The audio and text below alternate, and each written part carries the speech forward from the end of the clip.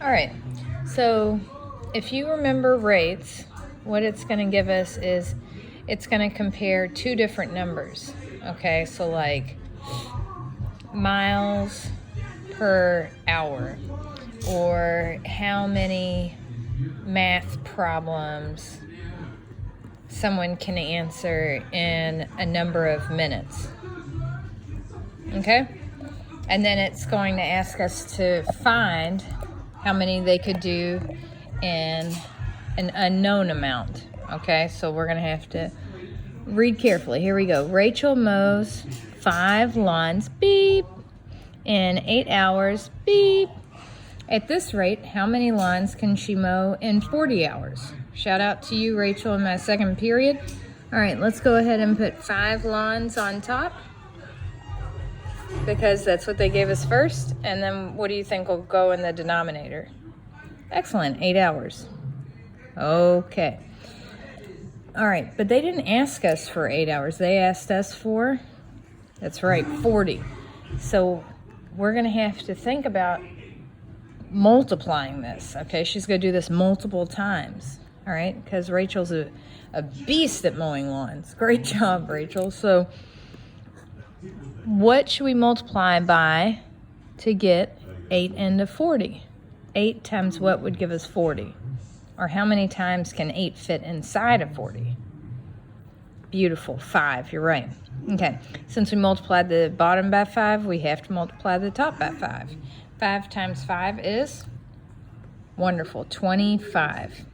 Okay, and probably some of you found a shortcut to find this. That also is good.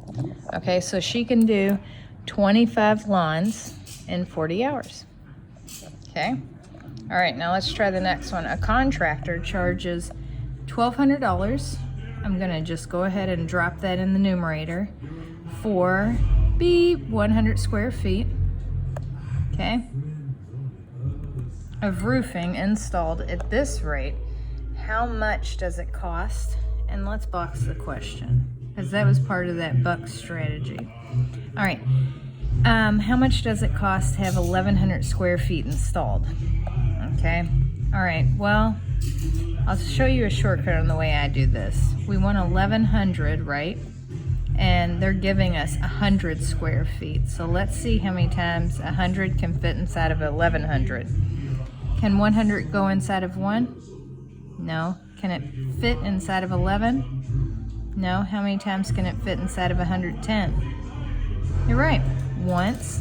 Okay, 1 times 100 is 100. Subtract, and we're left with 10. Bring the 0 down, and 100 can fit once inside of 100. We're left with nothing. So 11 times. We want to know 11 times this amount, how much it's going to cost. So I'm going to multiply the top by 11. I almost made a math error, didn't I? And the bottom by 11. We know the bottom is going to be 1,100 because 1,100 is our goal, and that's what they gave us. Okay, and then the top, 1,200 times 11. I'm going off the page. Come on, Diddy. All right, so do the ones place first. So 0 times 1 is 0. 0 times 1, 0. 2 times 1, 2. The product of 1 and 1 is, yeah. All right, I'm going to put a 0 and now multiply everything on top by 1, or you could just copy down that number next, right? 0, 0, 2, 1. All right, line it up. 0, 2, and 0, 2. All right, the sum of 1 and 2, 3, and 1. All right, so $13,200 is how much it's going to cost. Okay, and I'm going to put this fluffy cloud around it so that if you look at it, you know the answer is all the fluffy clouds. Okay? All right.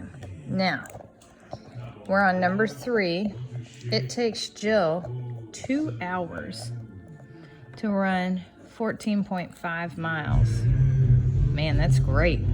At this rate, how far could she run in 3 hours? Well, you could do this a majority of ways. I'm gonna go ahead and put, let's see, in 2 hours, this, I'm struggling with this because miles per hour, okay? It doesn't matter if you put that on top though. 14.5 miles in 2 hours. We want to know how much she can do in 3, right? 3. All right, well, if we divide this by 2, that would tell us how much she could do in 1 hour, right? And then we can add it to the original because this is how much for 2, but we want 3, okay? So let's find out how much for 1. Well, the bottom, 2 divided by 2, is 1 hour, right? Okay, and the top, half of 14 is 7, and then half of 5 is, well, let's see, half of 0.5 is 0.25, okay? This is how much she could do in 1. We want to know for 3, so I'm going to use our original information and add it on, okay?